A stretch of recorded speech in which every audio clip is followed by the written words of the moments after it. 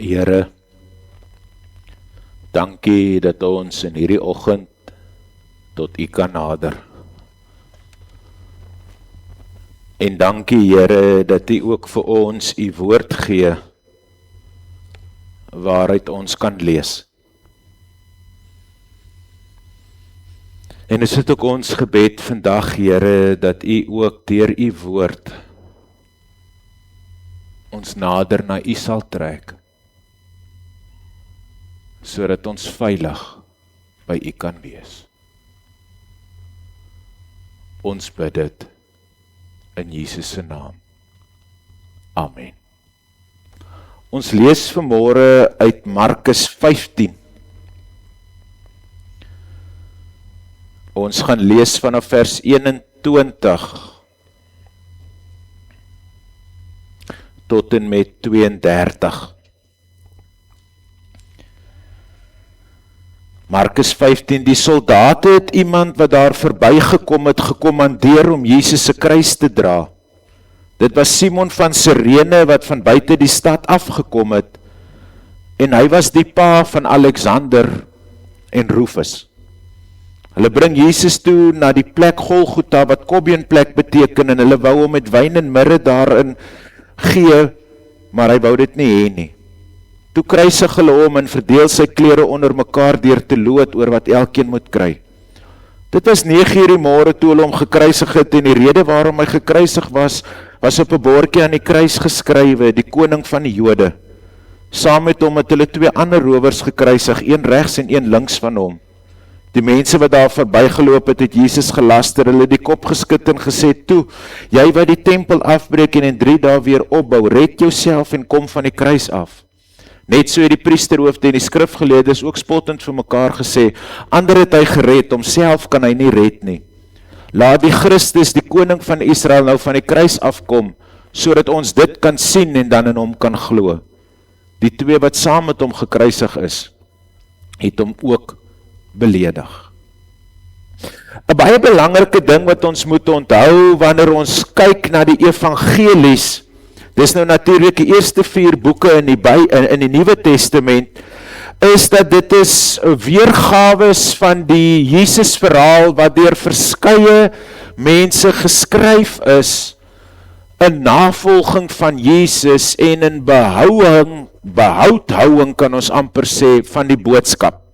Die evangelies het populêr begin raak en uiteindelik nodig begin raak kort na Paulus se dood in Rome. Dis baie duidelik dat ons moet raak sien dat Markus was saam met Paulus in Rome gewees in die tyd wat hy daar was, en net nadat Paulus doodgemaak is deur die Romeinse owerhede, het Markus 'n dringendheid gehad om hierdie boodskap wat Paulus nou so verkondig het, op 'n manier vas te vang en te kan vertel, uit vrees aan die een kant dat dit kan verlore gaan, maar ook in hoop aan die ander kant, dat hierdie boodskap mense kan bereik.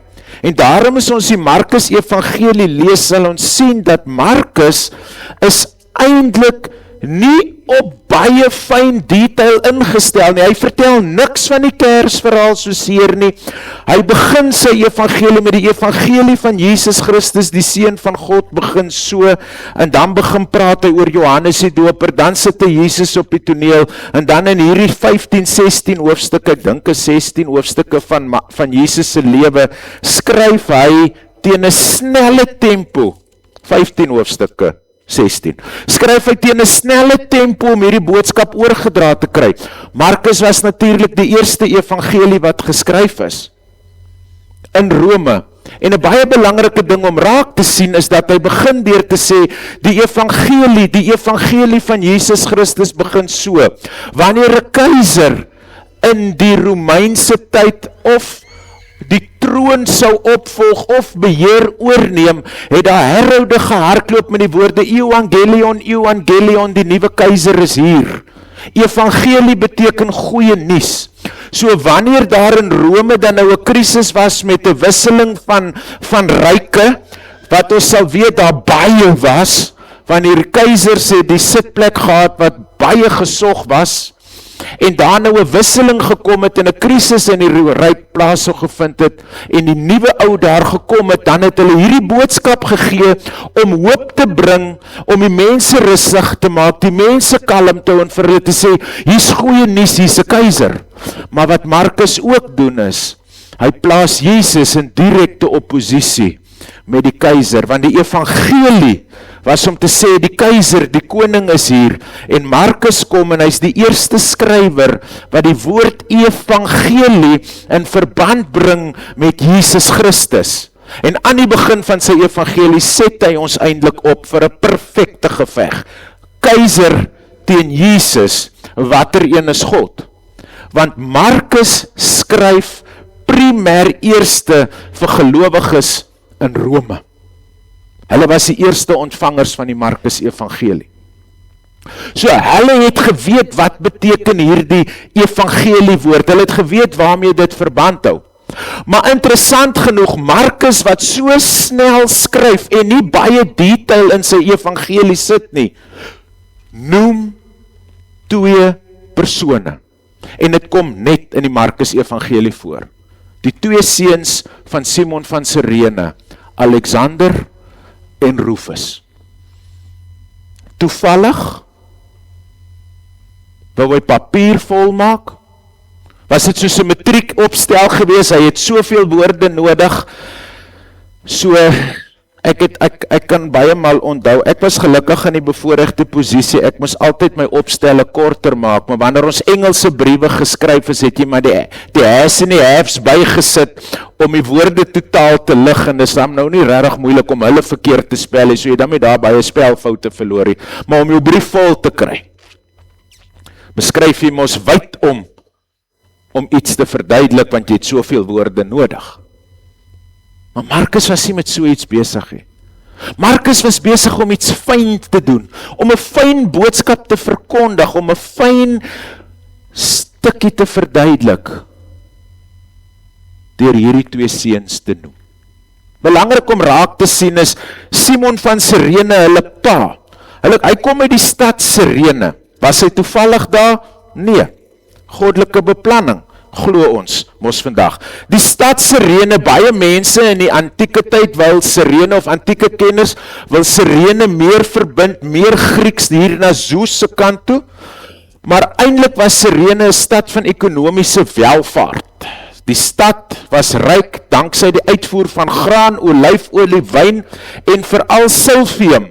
Dis 'n medisinale speseryplant wat nêrens anders in die wêreld gegroei het nie, en was goud werd. Ons het vanoggend hier gepraat, ek en Tokka, oor wat is goud dan nou eintlik werd. So blykbaar was hier die goud werd.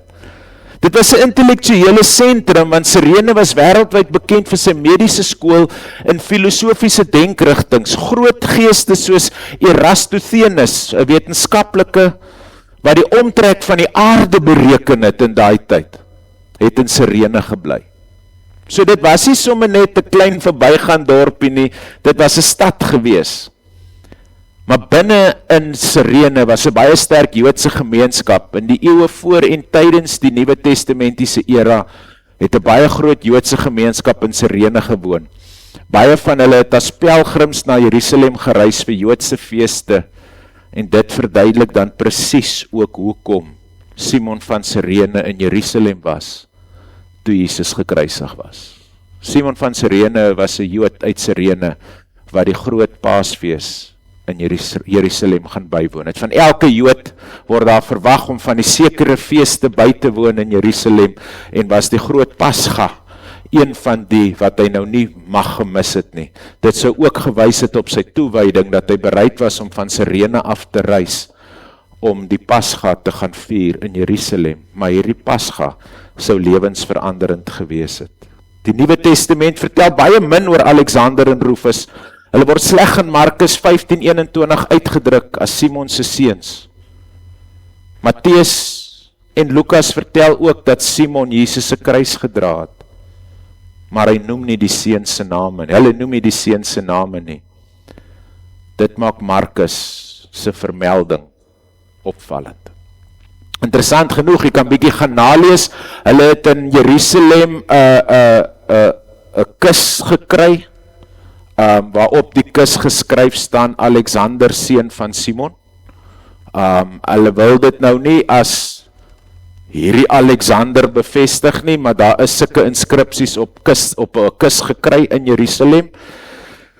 So, dit begin vir ons wys dat hierdie persone, daar was melding van hulle, en daar is definitief hierdie persone gewees. Markus noem baie keer Markus noem selde onbekende mense by die naam.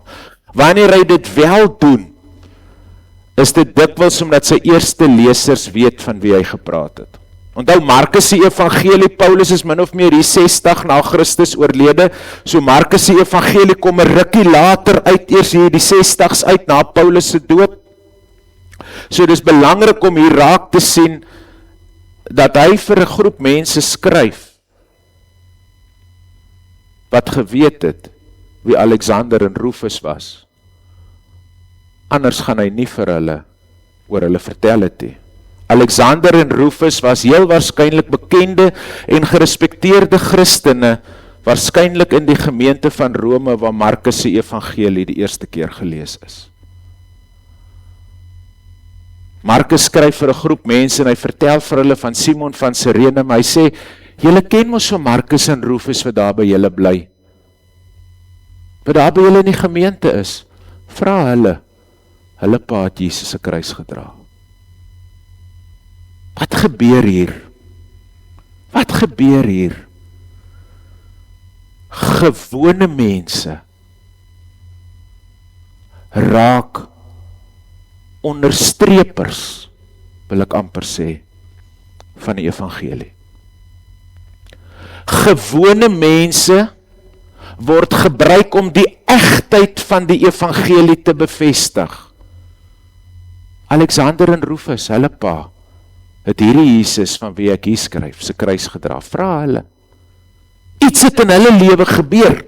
Iets het met hulle gebeur. Deur Alexander en Rufus te noem, wys Markus dat Simon nie 'n legendariese figuur was nie, maar 'n werklike persoon wie se familie aan die eerste Christene bekend was. Die Bybelkende Richard Bauckham skryf, Simon might be dead, but Rufus and Alexander are living witnesses who can verify that what Mark has written about their father.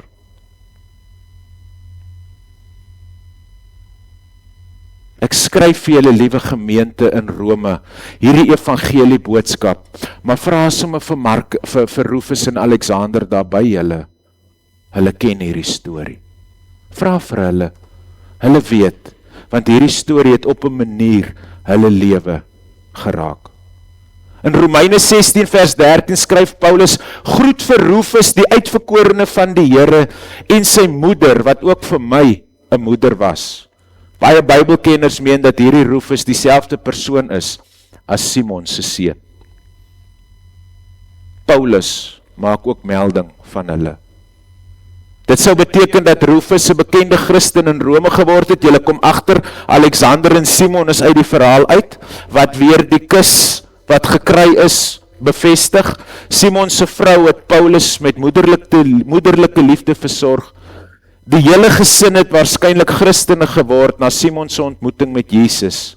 Hoewel dit nie presies met sekerheid bewys kan word nie, pas hierdie moontlikheid uitstekend by Markus se beskrywing van die evangelie gebeure. Simon is gedwing om Jesus se kruis te dra, maar daardie ontmoeting met die lydende Christus het waarskynlik sy hele familie verander. Alexander en Rufus, bekende gelowiges, en Simon se vrou, 'n geliefde moederfiguur in die kerk. Die kruis het nie net Simon se skouers geraak nie, dit het sy hele huisgesin verander.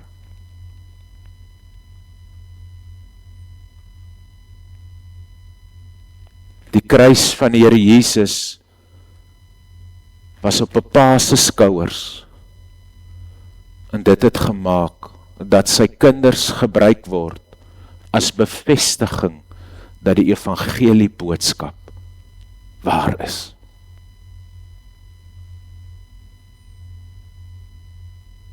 Die Bybel sê nie eens vir ons of hulle daar was nie. Ons weet nie of Simon alleen daar was nie. Op die prentjie wat oom Chat vir ons gebou het, is hulle in die agtergrond gesit, maar ek het getik sit hulle in die prentjie. Maar iets het gebeur, toe die kruis van die verlosser op Pa se skouers raak, het iets met hom en sy gesin gebeur, dat hulle later gebruik word om vir 'n gemeente in Rome te sê, vra vir hulle weet.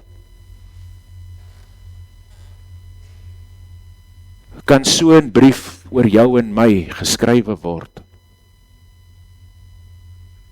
Vra maar vir Fritz, of vir Kaal, of vir Antonie, of vir Martin of vir Marika, hulle weet, hulle was daar. Hulle weet, hulle familie was daar. Vra vir hulle oor die egtheid van hierdie evangelie. Julle ken mos hulle geloof, julle ken hoe hulle leef, julle weet hulle is daar in julle midde, julle weet hulle is anders, vra vir hulle sal hierdie storie bevestig, want die verandering het in hulle lewe plaasgevind. Gaan vra, gaan spandeer tyd by hulle, gaan luister hulle storie, hulle pad met die evangelie, en kom tot geloof. En dis wat Markus eintlik vir sy gemeente sê, vir sy lesers sê, gaan praat, daar staan hulle is daar, julle ken hulle. Hulle is van die voorste getuies hiervan.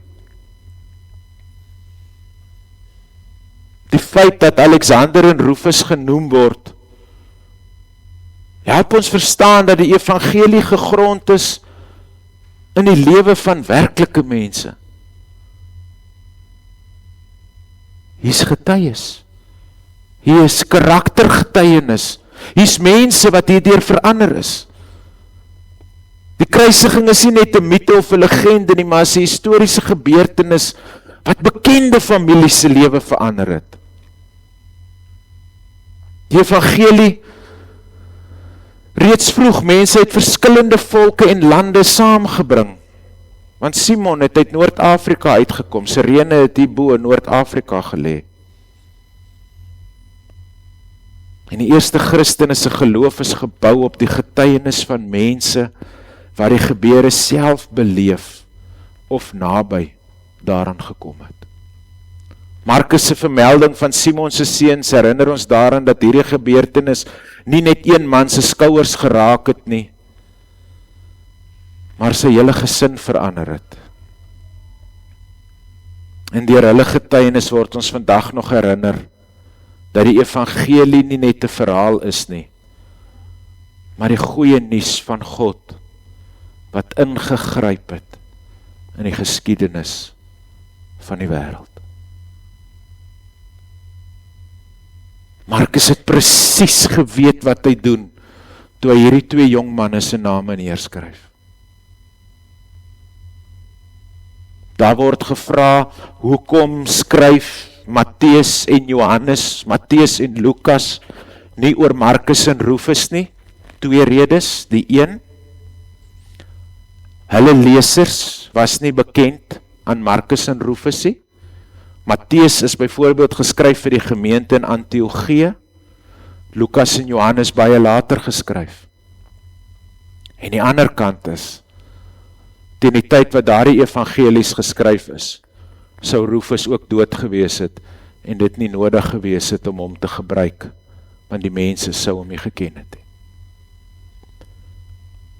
Maar Markus se lesers het presies geweet wie hulle is.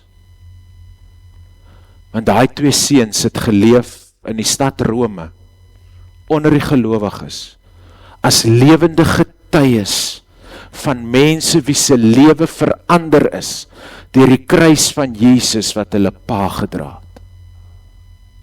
Daai gebeurtenis, daai kruisiging, het hulle lewe verander, dat hulle nie twee seuns van toevalligheid is nie, maar bewuste bakens van getuienis van mense wat weet wat dit is om jou lewe te verander deur die evangelie van die Here Jesus Christus.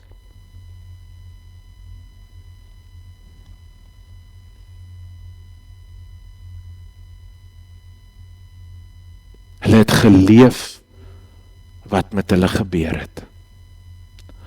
En hulle het dit so geleef,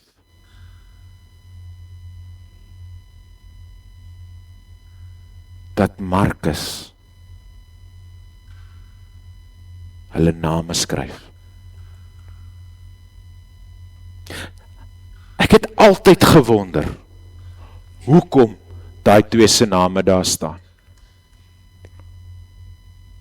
En het ek in my voorbereiding opnuut net weer besef, toevallig bestaan nie in die evangelie nie. Markus en Rufus dien as 'n dood eenvoudige teken en bewys, dat selfs die gewone mens 'n lewende getuie vir die lewende God kan wees.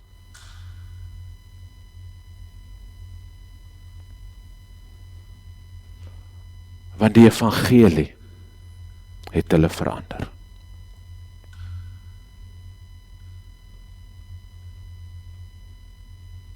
Die evangelie kom tuis in die lewe en die huise van gewone mense.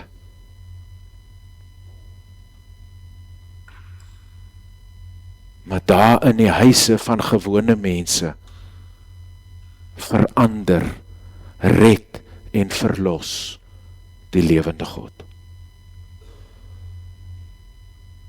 Moet nooit dink, ag ek is te, kom ek gebruik die lelike woord, ordinair, of te eenvoudig, dat die evangelie nie ook in my 'n verskil en 'n verandering kan maak.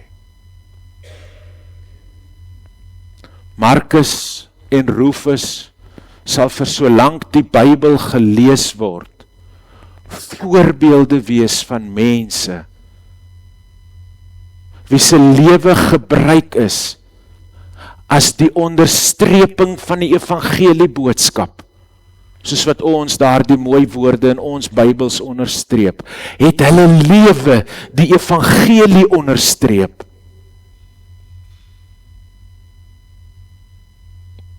Want Markus sê vir die gemeente, hulle is daar by, hulle vra sommer vir hulle. Daai verandering wat by hulle gebeur het, vra sommer vir hulle.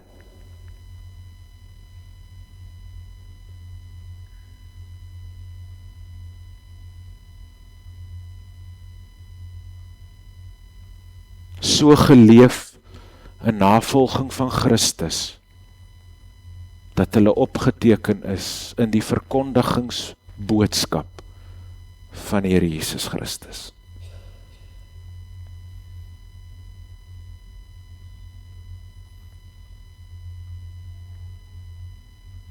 Vra sommer vir Johannes, of vir Louis, of vir Charles, of Ilani, vra hulle is daar by julle.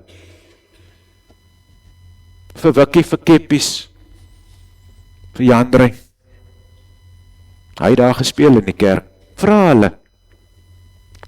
hulle, want die evangelie het hulle verander.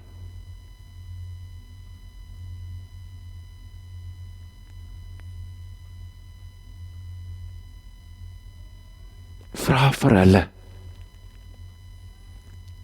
Hulle sal vir jou vertel.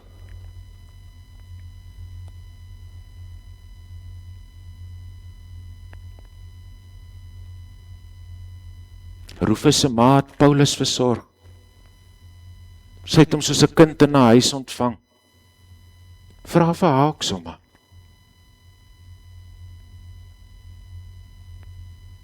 Is doodgewone mense daar tussen julle, met 'n lewende getuienis van die ewige hoop van 'n Here wat verlos, van die evangelie van Christus Jesus, wat die lewe en die harte van mense verander.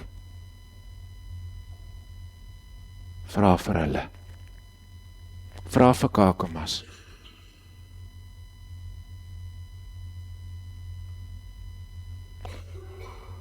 Amen. Daar is geleentheid vir stilte, waarna ek vir ons sal afsluit met 'n gebed.